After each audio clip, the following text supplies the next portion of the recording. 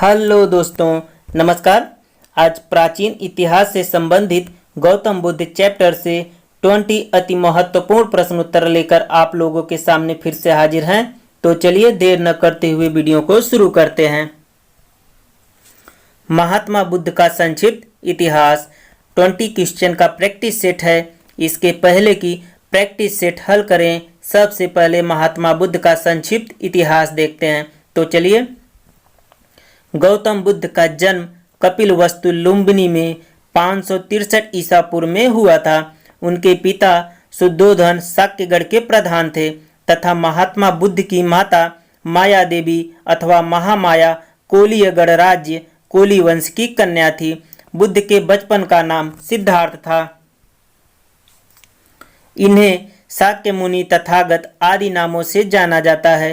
29 वर्ष की अवस्था में उन्होंने गृह त्याग दिया, जिसे बौद्ध ग्रंथों में महाभिनिष्क्रमण की संज्ञा दी गई है। महाभिनिष्क्रमण के बाद महात्मा बुद्ध आलार कालाम के आश्रम पहुंचे तथा उनसे दीक्षा ली।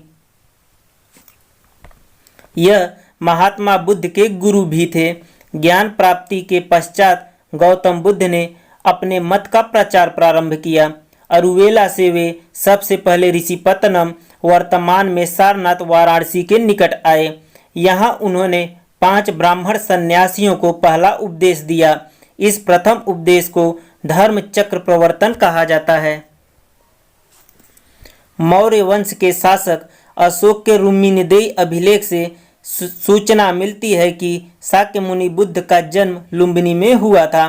बौद्ध धर्म का प्रचार करते हुए महात्मा बुद्ध कुशीनारा मल गणराज्य की राजधानी पावा पहुँचे। यहीं पर 483 ईसा पूर्व 80 वर्ष की अवस्था में उन्होंने शरीर त्याग दिया। बुद्ध ग्रंथ में इसे महापरिनिर्वाण कहा जाता है। महापरिनिर्वाण मंदिर उत्तर प्रदेश के कुशीनगर जिले में स्थित है। महात्मा बुद्ध ने अपने जीवन की अंतिम वर्षा ऋतु वैशाली में बिताई थी। महात्मा बुद्ध ने सुबुध को अपना अंतिम उपदेश दिया था। 20 ऑब्जेक्टिव क्वेश्चन का प्रैक्टिस सेट है। तो चलिए इसको हल करते हैं।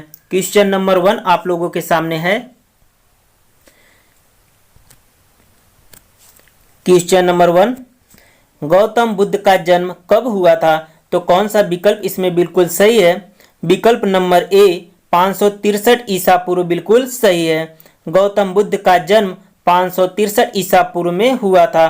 तो विकल्प नंबर ए 563 ईसा पूर्व बिल्कुल सही है। नेक्स्ट क्वेश्चन,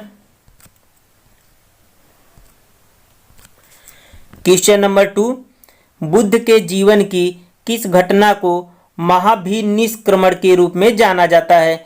तो कौन सा विकल्प इसमें बिल्कुल सही है? विकल्प नंबर सी गृह त्याग बिल्कुल सही है। बुद्ध के जीवन की गृह त्याग घटना को महाभिनिष्क्रमण के रूप में जाना जाता है। तो विकल्प नंबर सी गृह त्याग बिल्कुल सही है। Next question, question number 3, Gautam Buddha की मां किस वंश से संबंधित थी? तो कौन सा विकल्प इसमें बिल्कुल सही है? विकल्प नंबर डी कोली वंश बिल्कुल सही है। गौतम बुद्ध की मां कोली वंश से संबंधित थी। तो विकल्प नंबर डी कोली वंश बिल्कुल सही है। Next question, question number 4, Buddha का जन्म हुआ था। तो कौन सा विकल्प इसमें बिल्कुल सही है? विकल्प नंबर बी बिल्कुल सही है, लुम्बिनी में। बुद्ध का जन्म लुम्बिनी में हुआ था। तो विकल्प नंबर बी लुम्बिनी बिल्कुल सही है। नेक्स्ट क्वेश्चन, क्वेश्चन नंबर 5, निम्न में से कौन सा नाम बुद्ध का दूसरा नाम है? तो कौन सा विकल्प इसमें बिल्कुल सही है? विकल्प नंबर सी सिद्धार्थ बिल्कुल सही है। बुद्ध का दूसरा नाम सिद्धार्थ है। तो विकल्प नंबर सी सिद्धार्थ बिल्कुल सही है। नेक्स्ट क्वेश्चन, क्वेश्चन नंबर 6, निम्नलिखित में से किस राज्य वंश के अभिलेख से इस परंपरा का समर्थन होता है कि लुम्बिनी शाक्य मुनि बुद्ध का जन्म स्थान था? तो कौन सा विकल्प इसमें बिल्कुल सही है? विकल्प नंबर ए मौर्य बिल्कुल सही है। मौर्य राजवंश के रुक्मिणीदेवी स्तंभ अभिलेख से इस परंपरा का समर्थन होता है कि लुम्बिनी शाक्यमुनि बुद्ध का जन्म स्थान था। तो विकल्प नंबर ए मौर्य बिल्कुल सही है। नेक्स्ट क्वेश्चन,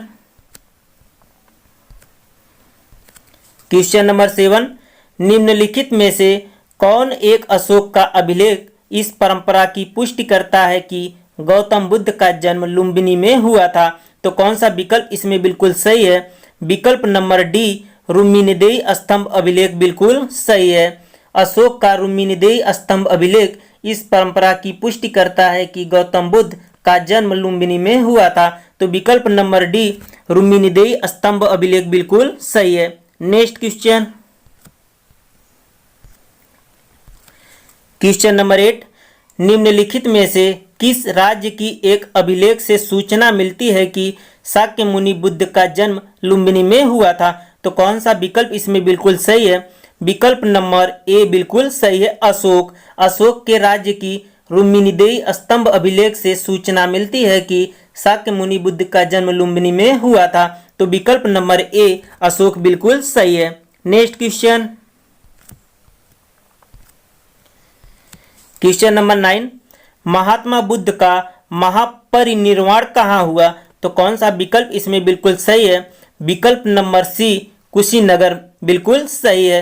महात्मा बुद्ध का महापरिनिर्वाण कुशीनगर में हुआ था। तो विकल्प नंबर सी कुशीनगर बिल्कुल सही है। Next question, question number 10, Gautam Buddha का महापरिनिर्वाण जिस राज्य में हुआ था वह है? तो कौन सा विकल्प इसमें बिल्कुल सही है? विकल्प नंबर सी बिल्कुल सही है, मल्ल। महात्मा बुद्ध का महापरिनिर्वाण मल्लगढ़ राज्य में हुआ था। तो ऑप्शन नंबर सी मल्ल बिल्कुल सही है। Next question, question number 11, Mahatma Buddha का महापरिनिर्वाण किसके गणतंत्र में हुआ था? तो कौन सा विकल्प इसमें बिल्कुल सही है? विकल्प नंबर ए बिल्कुल सही है, मल्लों के। महात्मा बुद्ध का महापरिनिर्वाण मल्लों के गणतंत्र में हुआ था। तो विकल्प नंबर ए मल्लों बिल्कुल सही है। नेक्स्ट क्वेश्चन, क्वेश्चन नंबर 12, महापरिनिर्वाण मंदिर अवस्थित है। तो कौन सा विकल्प इसमें बिल्कुल सही है? विकल्प नंबर ए बिल्कुल सही है, कुशीनगर में। महापरिनिर्वाण मंदिर कुशीनगर में अवस्थित है। तो विकल्प नंबर ए कुशीनगर बिल्कुल सही है। नेक्स्ट क्वेश्चन,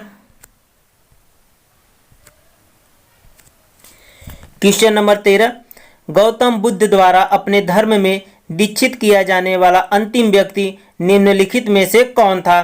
तो कौन सा विकल्प इसमें बिल्कुल सही है?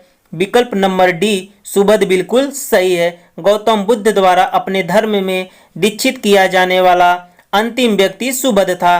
तो विकल्प नंबर डी सुबध बिल्कुल सही है। Next question, question number 14, Buddha ने अपने जीवन की अंतिम वर्षा ऋतु कहाँ बिताई थी? तो कौन सा विकल्प इसमें बिल्कुल सही है? विकल्प नंबर बी बिल्कुल सही है, वैशाली में। बुद्ध ने अपने जीवन की अंतिम वर्षा ऋतु वैशाली में बिताई थी। तो विकल्प नंबर बी वैशाली बिल्कुल सही है। Next question, question number 15, आलार Kalam कौन थे? तो कौन सा विकल्प इसमें बिल्कुल सही है? विकल्प नंबर डी बिल्कुल सही है, बुद्ध के एक गुरु। आलार कालाम बुद्ध के एक गुरु थे। तो विकल्प नंबर डी बुद्ध के एक गुरु बिल्कुल सही है। Next question, question number 16, Mahatma Buddha ने अपना पहला धर्म चक्र प्रवर्तन किस स्थान पर दिया था? तो कौन सा विकल्प इसमें बिल्कुल सही है? विकल्प नंबर बी सारनाथ बिल्कुल सही है। महात्मा बुद्ध ने अपना पहला धर्म चक्र प्रवर्तन सारनाथ में दिया था। तो विकल्प नंबर बी सारनाथ बिल्कुल सही है। Next question, question number 17, Buddha ने अपना पहला उपदेश कहाँ दिया था? तो कौन सा विकल्प इसमें बिल्कुल सही है? विकल्प नंबर बी सारनाथ बिल्कुल सही है। बुद्ध ने अपना पहला उपदेश सारनाथ में दिया था। तो विकल्प नंबर बी सारनाथ बिल्कुल सही है। Next question, question number 18, Sarnath में अपना प्रथम प्रवचन किसने दिया? तो कौन सा विकल्प इसमें बिल्कुल सही है? विकल्प नंबर सी बिल्कुल सही है, महात्मा बुद्ध। सारनाथ में अपना प्रथम प्रवचन महात्मा बुद्ध ने दिया था, तो विकल्प नंबर सी महात्मा बुद्ध बिल्कुल सही है। नेक्स्ट क्वेश्चन,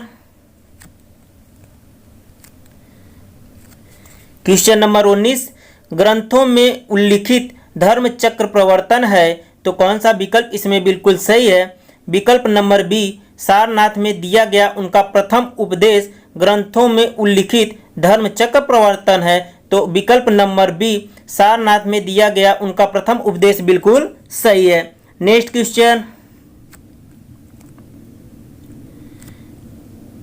क्वेश्चन नंबर 20, धर्म चक्र प्रवर्तन कहाँ किया गया था? तो कौन सा विकल्प इसमें बिल्कुल सही है?